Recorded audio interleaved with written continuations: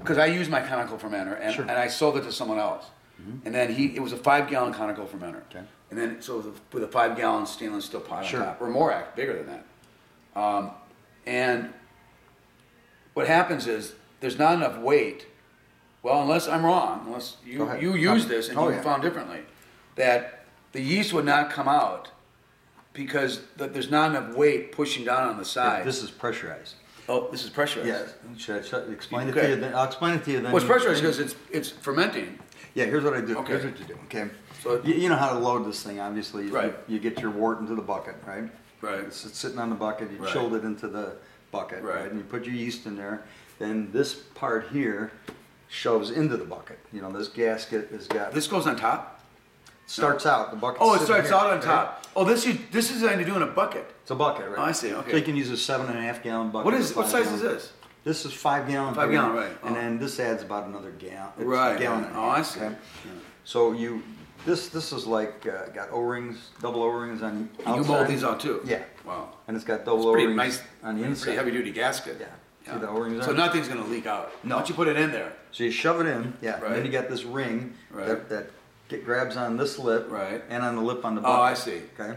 This ring, so it tightens it down and holds it together, right? Tighten it down, hold it together. And perfect seal, airtight seal. Airtight seal, and then Watertight seal. it's actually a little bit tighter as it builds pressure. Yeah. Okay, but now you got a spigot on the bottom for the yeast. You know what that is, Right.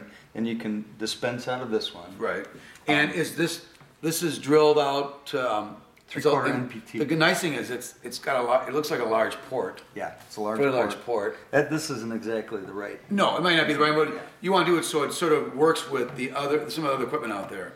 Right, it will. Alright, Okay, yeah. so these are our specialized parts, and it's You got- mold this whole thing out too? Yeah, this is 3/4 NPT with double O-rings. Right. But you could just put 3/4 NPT in here too. If you want. I have a brewing system outside. Okay. You can look at it when we Check leave or it out. something. But that's nice because then you got a seal there instead of just the thread. Yeah, you don't need pipe. Yeah, you don't double need O-ring is Teflon really tape. good. Yeah, Yeah. because then if it leaks on the first Yeah, one, you got to set it's it. very smart. Yeah.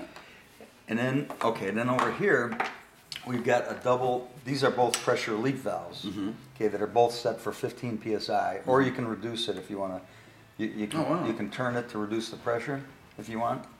So what you're doing first. Oh, so this actually, by turning it, it does something. Well, if you unscrew that, it reduces the Right. pressure. Does that come off? Oh, I see. Wow. What's inside here? Actually, there's a silicone piece that's on here, Wow. but I didn't put it on You- this one. We make everything. You make this too? Yeah, everything, yeah. So you must, because these are similar to the beer tap. Yeah, thing yeah, with drinkers. we're using that same design. We Yeah. started with that. Right, nice. Okay, so now we got 2 pressure regulators. The reason I got 2 is if one leaks, probably 1 out of 100 of them will leak. You got a second one, and it increases it to 100 times 100, Right. the chances of having a leak. Right. And there's a tube that goes up to the bottom of the bucket, right?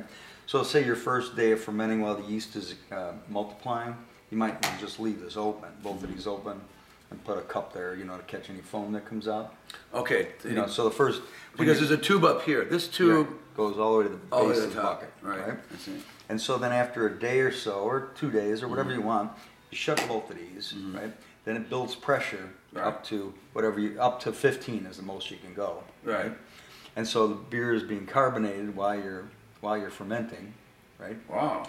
Okay. Then after Because you're using the gas that's in it to carbonate. Yeah, I'm keeping the Well, very similar to a cask ale, in Similar- a sense, or or if to a bottle when you bottle it. every brewery, it's basically getting rid of the bottling. Yeah, Okay. right. Every brewery does it. They carbonate while they're fermenting. It's just everyone thinks it's a secret, but it's not. Everybody does it. So after say 4 days or whatever, you pull the yeast off the bottom, and it's pressurized to 15. So that it PSI. would, and the yeast doesn't. The whole thing is the yeast sticking to the sides. Not much. In this size of a fermenter, the yeast would be about here. Yeah, about there. Yeah. There really isn't a lot of yeast. Right. When you think of, people always, in those carboys, you'll see yeast up to there. Yeah. But it's just clean on the surface. It's not really, it's just adhesion. Right. It's not that thick. But I would have to assume that you probably got about yeast up to there. Yeah. And a lot of times, what would happen with mine and other ones, the beer would just gravity flow through the center and just bypass the yeast. So you don't pull the yeast probably out. best Unless you to hit tap it. it. It's best to Yeah, tap I know. it. But Okay. most guys don't know that. Most people don't know that. Well, we're going to tell them. Yeah. Right. But that's not really the selling point of this thing. It's everything else. So you pull the yeast off the bottom after 4 days, and then you can start another batch with that, of course. And then I'll put this back on. So you push it in and screw it in. Everything's rough. Wow, You sure. shut the parts, but This is very heavy duty. I mean, your Yeah. dims on this are just yeah, pretty. we're making it solid so Yeah, it it's can hold the pretty big, pressure, yeah. right? Oh. And so then that's it. Then after say a week or so, you pretty much got all the yeast out of there. It's starting to clarify. So you take the whole thing and put it in the refrigerator, and then you tap when you're ready to drink. You can start drinking You it. put all this in the refrigerator. The whole thing. In one, it's a fridge that's dedicated for your brewing. Right. It's a big, Exactly. yeah. Exactly. So Yeah. you Wow. you can put a tube on here and connect it to another spigot, Right. and then leave this open, or you can just tap straight off of here. Right, you can tap off that up until, and you could probably you couldn't reprime it though. So you want to You can reprime add it. if you want to have pressure stuff on behind it. top. So Yeah. you want to have Well, so you want to add once. You might not have enough pressure to give you a carbonated beer throughout 5 gallons. yeah, it does. Oh, it does. Actually does. You tested this already. Oh yeah. Oh, wow. Hundreds and hundreds of times. Wow, really? Now Oh, that's interesting. because what happens, you got 3 volumes of CO2 Right. in the beer at 15 psi. Right. So it'll reduce the volumes in the beer. Right. But you're always going to have a headspace. As Yeah, soon as right. soon You as can't you help use that up that headspace, it just comes out of the beer. Right. So exactly. it So might, you lose the volumes in the liquid. you might go down to 2. But you're saying that by the end of a 5-gallon batch, your It's beer still is still pressurized. somewhat It's still carbonated. It's carbonated at least Yeah. to 2. Well, you're doing 15 pounds.